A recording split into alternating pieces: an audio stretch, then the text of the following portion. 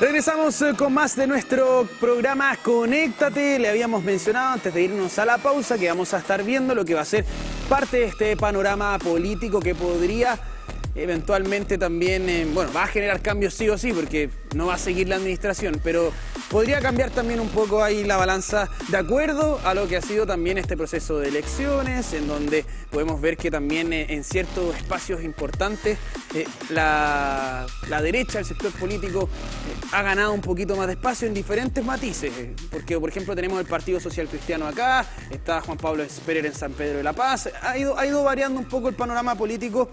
Y para eso estamos junto a Leslie Briceño, analista política, y queremos conversar acerca de lo que va a estar ocurriendo con este proceso del balotaje, esta segunda vuelta, dos candidatos, uno desde el conglomerado Chile Vamos, hablamos de Sergio Yacaman, y el otro Alejandro Navarro, identificado con el otro sector político.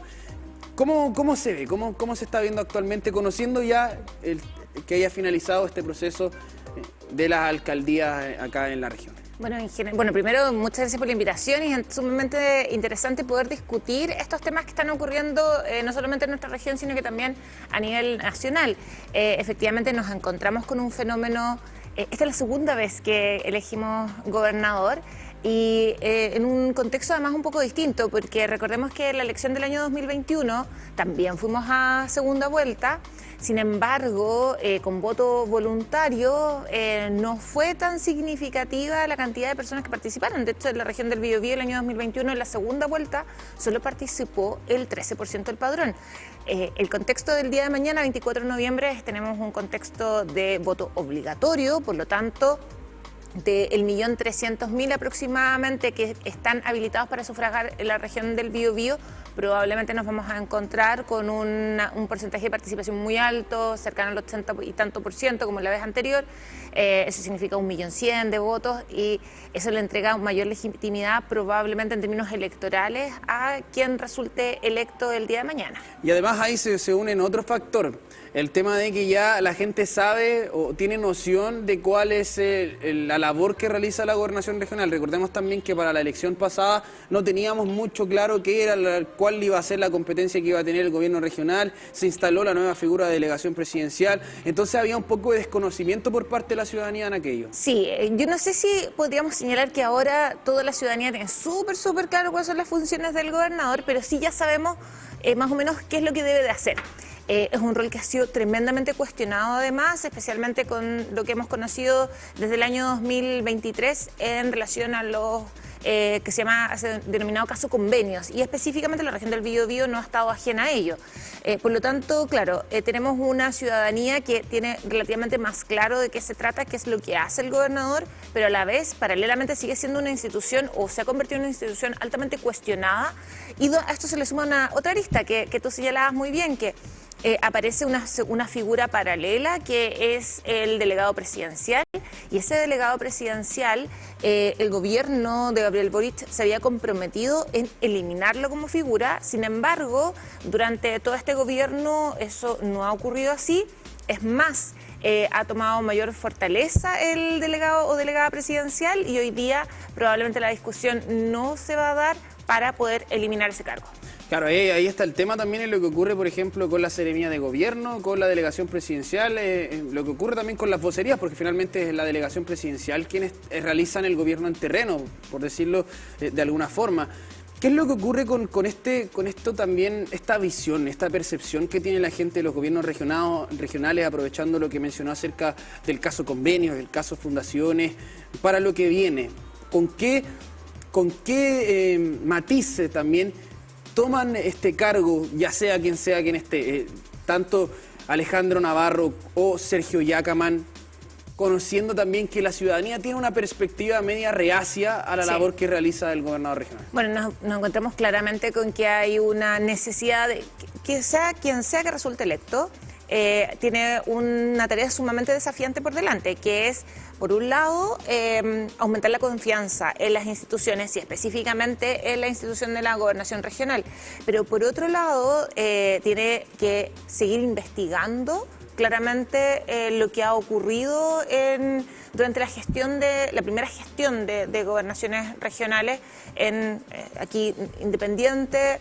De mucho se dice caiga quien caiga, pero aquí también tiene que ver con una mirada muy exhaustiva de lo que ha ocurrido durante los 4 años, no fueron 4 años exactamente, fueron un poquito más de 3 años de gestión de los gobernadores, de este primer gobernador, este primer gobierno regional, y que probablemente va a ser una tarea independiente de quien gane la gobernación, pero a la vez tiene ya no sé qué número de desafío, porque la confianza, las investigaciones, un tercer desafío sería principalmente es tener una mirada muy acuiciosa de los proyectos que se van a financiar, porque hoy día no solamente los gobiernos regionales son los que están en el centro del huracán, sino que también las fundaciones, las organizaciones que ayudan muchísimo a ejecutar proyectos.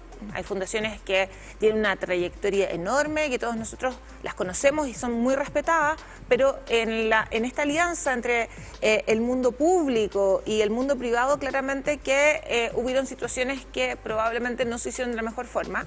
Eso lo va a tener que determinar la justicia finalmente, pero claramente que el gobierno regional solo no puede ejecutar todo lo que tiene que hacer, todas las competencias que tiene que hacer, que apunta a mejorarnos la vida a todos nosotros.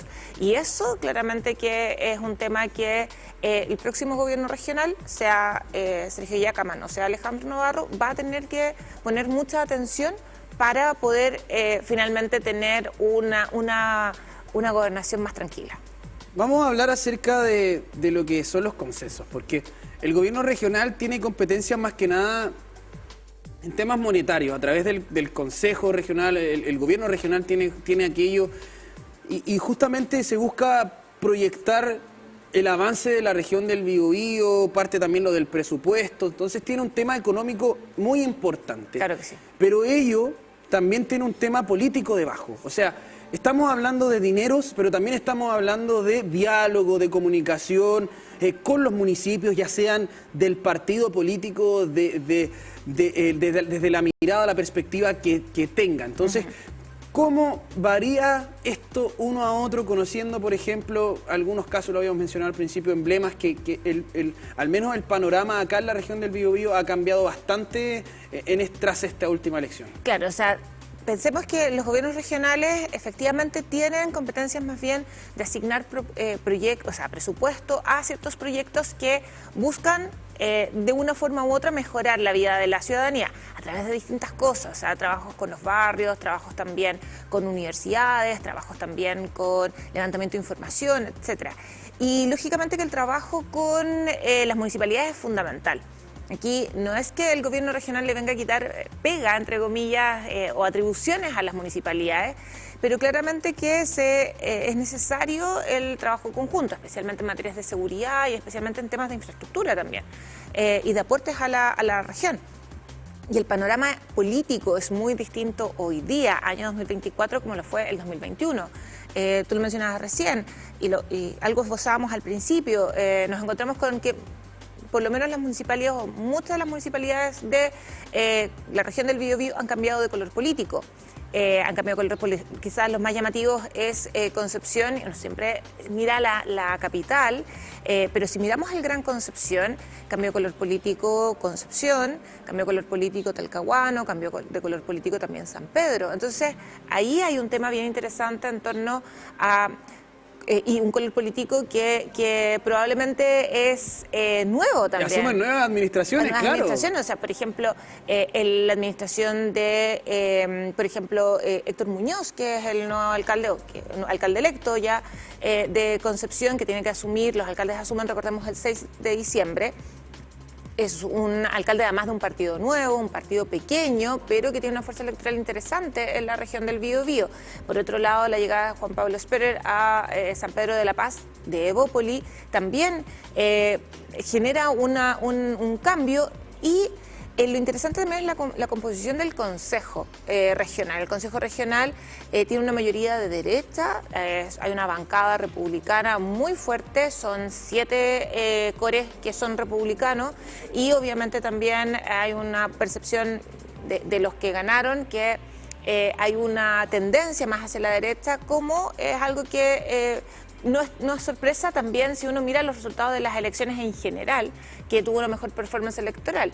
Tal vez no tan exitosa como algunos esperaban, pero sí tuvo una buena performance electoral. Y eso, lógicamente, que al gobernador que sea electo va a generar la necesidad de búsqueda de consenso. ¿Por qué? Porque necesito tener consensos, no solamente con los CORE, sino que también y con los consejos municipales en general, de todo el espectro, sino que también con las municipalidades para poder discutir proyectos que sean fundamentales para poder desarrollar más la región. Y eso requiere capacidad de negociación, requiere consenso. Lamentablemente en política muchas veces se habla de, entre comillas, la cocina, como una lógica hasta media peyorativa, pero el conversar, llegar a consensos, el tomar acuerdos es necesario. Y la política no es atrincherarse en mi espacio y decir, ya, esto es lo mío y yo finalmente quedo acá y no transo. Lo importante de la política es llegar a acuerdos. ¿Para qué? Para que podamos desarrollarnos más. Claro, y ahí está el tema, lo que ocurre dentro del Consejo Regional, porque claro, nosotros hablamos de los municipios, hablamos del rol del gobierno regional, pero a veces también dentro del debate, y también me toma ahí un poco a los medios centralistas, que hoy en día con este debate que está ocurriendo en Santiago, entre ambos bandos políticos, con la irrupción de Francisco Rego y Claudio Rego en la gestión anterior, algunas figuras políticas que ya comienzan a ver la candidatura presidencial, que aprovechan también esta instancia. Sí, o sea, entonces, tenemos elecciones en un año más. Sí, o sea, ya que no soy candidata, pero todos sabemos para dónde va la cosa. Entonces, con este tema dejamos un poco invisible lo que es el tema del Consejo Regional. Queremos saludar, se nos une Ariel Llévenes, observador de Cor Biobío, académico de la Universidad de Concepción. Vamos a estar en breve analizando el panorama económico, pero antes también ya para ir dándole un poquito más de cabida a este ámbito político en general. La importancia que tiene en el gobierno regional el Consejo Regional y los consejos regionales alrededor del país. Claro, o sea, pensemos que los consejos regionales es una figura, entre comillas, relativamente nueva, porque los hemos elegido ya hace varios periodos. Sin embargo, recordemos que antes la elección no era directa, antes la elección de los CORE era indirecta, a partir de los votos de los concejales en las municipalidades. Y los partidos políticos iban asignando los cupos a partir de esos resultados. El CORE tiene una función que es de fiscalización principalmente. Revisa que el trabajo que se esté haciendo, la asignación del presupuesto para ciertos proyectos sea la adecuada. Y ha cumplido, probablemente en la región del Biobío lo hemos visto con bastante importancia, una labor fiscalizadora fundamental de la labor del gobernador, pero también todo lo que hemos escuchado y lo que hemos conocido del escándalo del caso Convenios, que ya es más de 1 año y medio que venimos escuchando de esto, ha sido principalmente por la labor de los CORE. Entonces, también ahí es la necesidad de no solamente recordar la importancia de la fiscalización, sino que también recordar, y esto tiene que ver un poco con lo que conversábamos hace un rato, la importancia de mirar el gobierno regional no como un alcalde enorme o un superalcalde, nada por el estilo, sino que tiene que ver con mirar la región y también generar consensos con los partidos que forman los CORE, los miembros que representan a partidos, pero también con el gobierno a nivel nacional.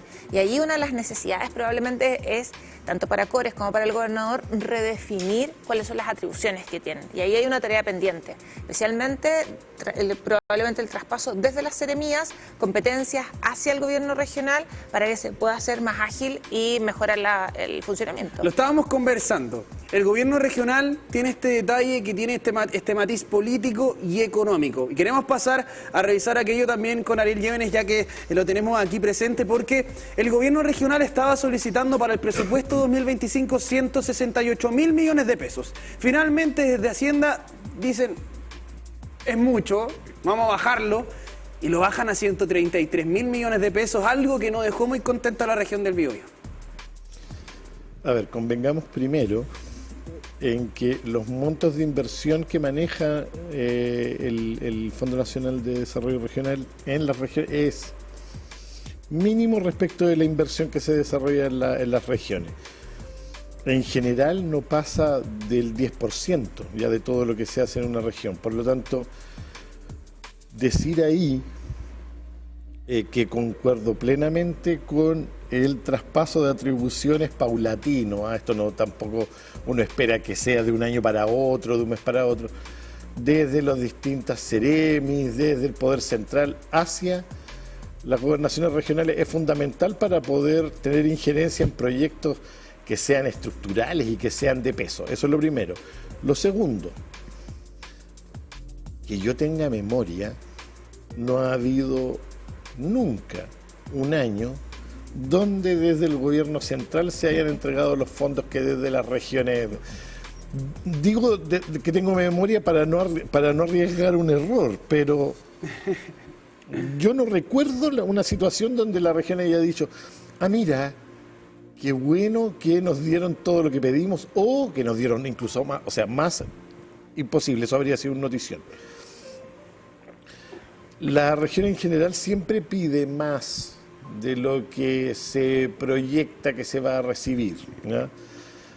Pero aún así los montos son muy estrechos respecto del gobierno regional. Lo importante es cómo a nivel de país vamos avanzando en un proceso de descentralización donde finalmente sea la ciudadanía de las regiones las que deciden cuáles son los grandes proyectos, fundamentalmente por la cercanía. Nadie sabe mejor lo que más se necesita que los ciudadanos que viven acá, ¿no? Y por eso es importante tener autoridades locales y tener liderazgos locales que puedan articular esos proyectos en la propia región, para no estar esperando también todo el tiempo que ya sabemos que esperamos por las grandes inversiones que lleguen desde el nivel central. Sí, un 11% de aumento en todo caso de lo que fue en 2024, 111.000 millones de pesos en aquella ocasión, son 133.000 ahora, así que igual podemos ver que hubo algo, o sea, no tampoco es tan negativa la situación, al menos aumentamos de acuerdo a los 2024.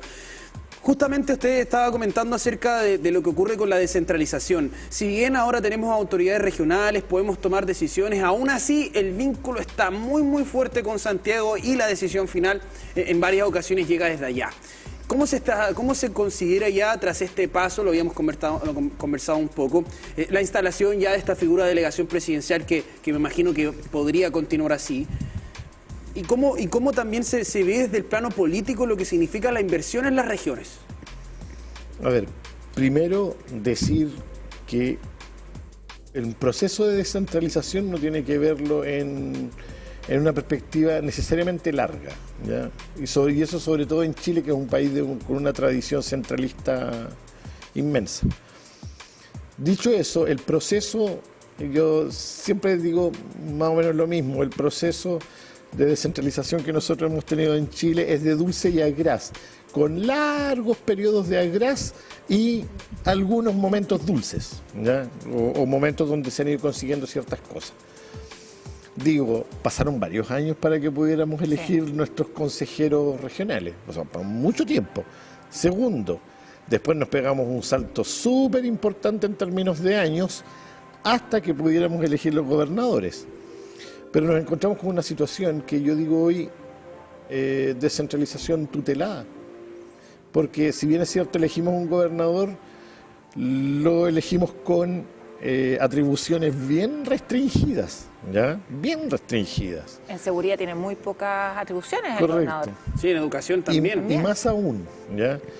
En los proyectos originales, cuando yo leía las distintas peticiones que surgían desde las regiones, había un elemento que era común en prácticamente todas las demandas y decía relación con fortalecer el control ciudadano de la gestión en las regiones, fortalecer el proceso de transparencia, de rendición de cuenta pública e incluso de remoción de autoridades.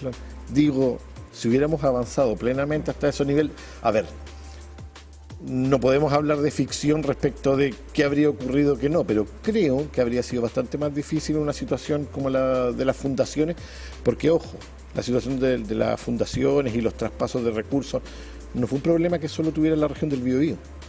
Esto fue un problema que se repitió en todas partes. Entonces, aquí hay un problema estructural, ¿verdad? Cuando uno tiene una situación coyuntural en una sola parte, uno dice, bueno, este problema es nuestro nomás. Pero aquí tenemos un problema de estructura, ¿ya? Y eso entonces hay que atenderlo también, ¿ya? Claro, ahí estaba el detalle, como lo menciona, fue un tema nacional, fue algo que ocurrió en diferentes espacios y ya pasó de ser solo político, de un color político, sino que fue transversal. Había ahí una falta de fiscalización a qué estaba ocurriendo dentro del gobierno regional, cómo se hacía este traspaso de dineros que ahora se está buscando ya, se vio ese bache, se vio que ahí había un vacío y está tratándose de suplir. Ahora el tema es ¿cómo se va a generar esto bajo nuevas administraciones? Porque ya sabemos y ya se dio a conocer en el mundo, en el ámbito coloquial, podríamos decir que se vio que había ahí una especie de forma en cómo ocupar un sistema a beneficio de ciertos espacios, de ciertos políticos, de ciertas personas que tenían acceso a ese poder. Pero ahora que ya se conoce la forma, el modus operandi y cómo lograr este objetivo, ya ahí se le pone la alerta y saltan las alertas y empieza obviamente a generarse movimiento desde el plano económico, pero también desde el mundo político. Y cómo empezamos ya desde acá sacar un poco el tema de lo que significa aquello. Esto está ocurriendo y que también el debate dentro del mundo público no sea esto ocurrió porque la diputada del Frente Amplio, esto no ocurrió porque el diputado del partido de derecha, esto ocurrió porque el diputado de tanto, o esto ocurrió porque el gobernador es de este. ¿Cómo sacamos también ahí un poco el foco del debate en aquello y lo trasladamos para lo que realmente es? La gobernación regional tuvo un problema transversal. ¿Y cómo lo solucionamos? Yo no tengo recetas mágicas acá, ya, si no probablemente no estaría aquí. ¿Ya? Pero yo creo que, a ver, ¿por qué también además enloda más al gobierno? Lo mencionabas muy bien tú, o sea, esto es un problema estructural, no es un problema de una gobernación. ¿Y por qué enloda, entre comillas, un poco más al gobierno? Porque de las 16 regiones, solo una tenía un gobernador de oposición. ¿Ya? Entonces, claro, si bien, y que también está con problemas la claro, gobernación, o sea, no es que la claro. Gobernación de Araucanía también tuvo problemas y tiene hasta el día de hoy lo que se conoce como la arista manicure, ¿ya? Y claro, probablemente los elementos podemos mirarlo de diferentes formas, pero primero, mayor gobernabilidad. Es fundamental la gobernabilidad en este tipo de situaciones, y eso además pasa por mayor participación ciudadana, y la participación ciudadana no es que yo vaya a votar, no es con que yo, sí necesito informarme, no, la participación ciudadana tiene que ver con los check and balance, tiene que ver con las instancias de accountability que entrega el gobierno y donde además nosotros participemos realmente. Yo a mis estudiantes siempre hago la misma pregunta: ¿cuántos de ellos participan en sus juntas de vecinos o sus padres participan en sus juntas de vecinos? Y probablemente son muy pocos. En general no, en realidad no tengo idea, no sé, bla, bla, bla. Y cuando nosotros participamos ciudadanamente, más allá de, mañana tenemos un acto de participación, pero participación electoral, que es una de las tantas formas de participación que existen, no es la única. Y por lo tanto la participación ciudadana también nos entrega a nosotros como ciudadanos una serie de responsabilidades de poder conocer los procesos. Y en la medida que no haya una accountability, que no haya una participación ciudadana y que obviamente no haya gobernabilidad, y eso de nuestra ciudad parte, probablemente nos vamos a encontrar con situaciones similares. Y además, por otro lado, los gobiernos regionales tienen que recobrar confianza, tienen que esperar las resoluciones de los tribunales y muchas otras cosas más. Un ejemplo de ello lo tenemos acá en la región del Biobío, las agrupaciones medioambientales. Ese ha sido al menos acá el matiz que nosotros siempre hemos destacado. Hoy en día, por ejemplo, en Chihuayante se está buscando declarar un nuevo humedal urbano, o sea, la protección del medio ambiente, y ahí se ve la involucración social que tiene la gente con su comunidad, con el cuidado de los espacios naturales. Lo podemos ver en Caleta Lenga, lo podemos ver en realidad en diferentes espacios de la región del Biobío, pero tal como se mencionaba, esto no solo tiene que ver con esto, tiene que ver con la protección de los dineros públicos, tiene que ver con la protección de la ciudadanía, tiene que ver con todos los matices. Si hoy la gente los impuestos se gasten bien. Y si los impuestos se gasten bien, claro. Es lo más importante para mí, por lo menos. Eso es importante también, y ahí el detalle es informarse, y informarse también de lo que está ocurriendo, en generar debate en casa, en conversar estos temas en casa, generar opinión, generar vínculos, participar también activamente de las comunidades, porque si es que nosotros nos desplazamos y nos individualizamos, vamos obviamente a generar eso, vamos a ser individuos, no vamos a generar comunidad. Y ahí un ejemplo de lo que es generar comunidad y lo que es también generar instancias de protección son las agrupaciones medioambientales, que hoy en día acá en la región del Biobío en especial tienen mucha fuerza. Así que bueno, les agradecemos a ambos por esta conversación. Brevemente, sí, porque estamos a punto de terminar. adhiriendo a lo que se plantea respecto de la gobernabilidad, por favor, las nuevas autoridades y también los que han sido reelectos, entender que en Chile estamos viviendo un severo problema de confianza. Si no hay confianza no hay inversión, y sin inversión no hay crecimiento económico sostenible que sea posible. No lo hay. No hay generación de empleo posible. Dicho eso, la confianza, y voy a comprar un ejemplo bien burdo, ¿ya? Pero para que se entienda con claridad. Cuando yo en una determinada esquina enfrento un semáforo y el semáforo está en verde, yo cruzo con confianza porque entiendo que quien lo enfrente en rojo va a respetar esas normas. Claro. Pero cuando no se respetan las normas, yo empiezo a desconfiar. Entonces, ¿qué pedirle a las autoridades? Primero, hay un piso básico, cumplir la ley. Segundo, que hagan cumplir la ley, ¿ya? Porque eso es fundamental. Si no está ese piso, cualquier otra cosa que hagamos hacia arriba va a ser... Dicho eso, el daño que se ha hecho con la malversación de fondos en distintos ámbitos, y no solo eso, ¿eh? Aquí cuando hablo de autoridades, cuando hablo de líderes, no hablo solo de temas públicos, empresas que se coluden, o sea, aquí hay de todo lo... El gran plano económico, claro. Para todos los gustos, yo digo siempre, para gustos colores, aquí hay de todo, ¿ya? Pero dicho eso, entender que el daño que se le hace a la confianza y al funcionamiento básico de la sociedad, porque la confianza es el motor básico con el cual funcionamos en una sociedad. Si dañamos eso, no tenemos ni una posibilidad de avanzar de una manera adecuada. Ha sido la palabra que ha marcado este panel en esta jornada del día sábado previo a las elecciones. O sea, hay una misión por parte de las autoridades, las que fueron electas y las que van a ser electas el próximo año. Tenemos elección presidencial y parlamentaria, a recuperar la confianza de las personas. Ese es el desafío. Muchísimas gracias, Ariel Llévenes. Muchísimas gracias también, Leslie Briceño, por estar junto a nosotros en esta jornada. Muchas gracias por la invitación. Y de esta forma vamos cerrando nuestro programa. Queremos dejarle la invitación para que revise todas nuestras multiplataformas. Ahí encontrará todo nuestro contenido. Que tenga una muy buena tarde.